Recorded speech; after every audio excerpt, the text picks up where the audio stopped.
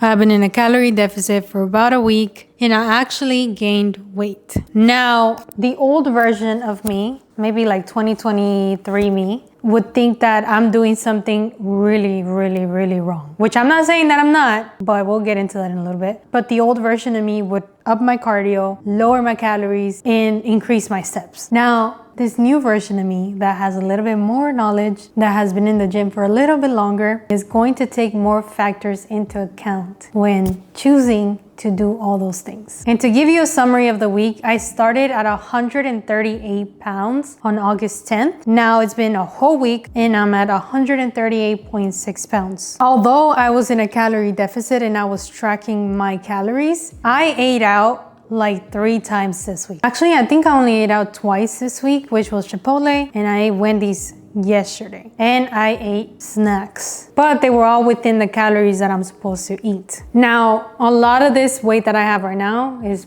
most likely water retention. I don't think I gained 0.6 of a pound of fat, but there's a lot of factors that contribute to that 0.6 weight gain. And although I was in a calorie deficit, I was eating bad food, you could say, or junk food, or it's not bad food, but you know what I mean? Now, the one thing I was very consistent with was hitting my protein goal. I was hitting at least 0.8 of my protein intake, which would be like 116 grams of protein a day. So I was doing that right, but I could have done better. I could have planned a little bit better. I could have meal prepped for the week and just made sure that I had everything I needed to be consistent and be disciplined. That's gonna change this week. Now, like I said earlier, the old version of me would probably increase my cardio, increase my steps, lower my calories. I'm not going to do that because it's only been 1 week. Within that week, I actually had a lower weigh-ins because I'm weighing myself every single day. Okay, so the lowest weigh-in I had was on the 13th, which was on Thursday, which usually Thursdays I've noticed are like my lowest weigh-in I could have if I'm being like really consistent with my food and with everything else. My lowest weigh-in was on Thursday and it was 136.8.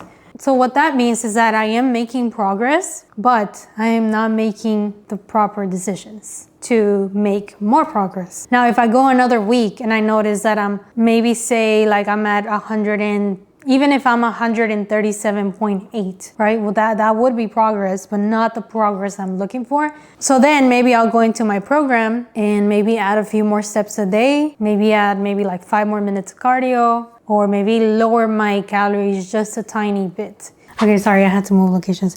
But what I was trying to say is that I don't really want to touch my calories right now. I don't want to lower them too much because I feel like in the past when I've done deficits, the main issue is that my calories get so low that when I'm off the deficit, my weight comes right back. The only ever time that I went on a deficit for 2 months, my calories got down all the way down to 1,000 calories a day, which is pretty low. Like those calories make sense for someone that's like gonna compete, something like that, but I'm not competing. And it was really hard. Like it took a really big toll on my energy levels, on a lot of things, but it did take a big toll on me. And I pretty much gained all the way back and more, I think. Okay, so I think there's a few reasons why my weight was higher today. And I think it's mainly because for one, obviously I ate out, like I said previously. And two, it's the week before my period. And the week before my period is just like a mess, like in all aspects, like emotionally, physically, it's just a mess. So I'm not too worried about it. I know that for the most part, I made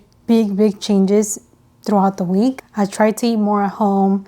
I hit my protein goal all week, which in the past, I would hit my protein goal like maybe 2 days out of the week. So that's improvement. I did the steps that I needed to do. Sometimes it'll take me all the way to 12 to finish my steps. And there was this one day, I think the day before yesterday, that I finished exactly at 8,000 steps. And that's actually what I'm starting at. I'm starting at 8,000 steps per day. I think that's very doable for me right now. It gives me room to increase them in the future.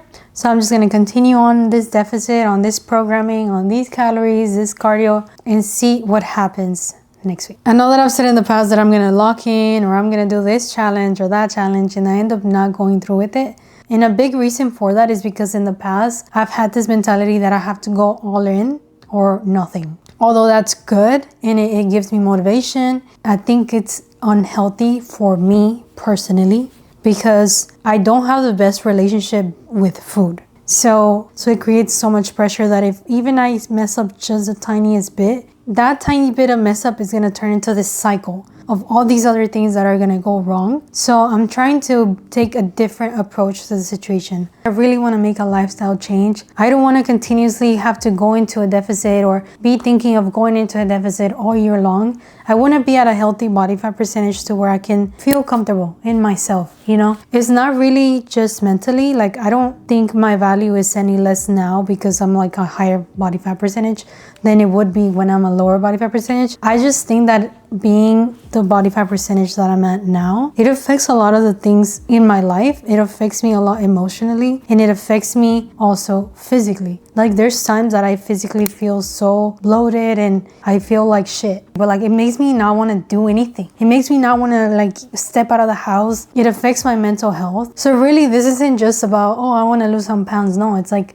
I want to make a change in my life. I don't know if I got it in me, to be honest. I don't know. I really want change, and I know I can do it. Like, I know I'm capable of doing it. I just have to take an approach that works for me personally. Also, I would like to say I am not an expert. I could be all wrong about the way I'm approaching this, but this is what I think would work best for me. And this is how I'm going to approach my own deficit. It doesn't mean that it's right. So, but that's just me trying, you know, that's just me trying to figure it out. But anyway, thank you so much for watching my video. Thank you so much for listening to me ramble on about my deficit and my current situation. If you're in a deficit yourself, just take a different approach. I would say analyze your circumstances first and then make a weight loss program based on those circumstances. Now, obviously, don't give yourself too much grace. You know, you do have to make change. Also, understand that you have to learn from experiences. You have to experience and then learn from it and then apply what you learned to your next approach. That makes sense. I don't know if that makes sense. Anyway, I love you guys. I will see you next week.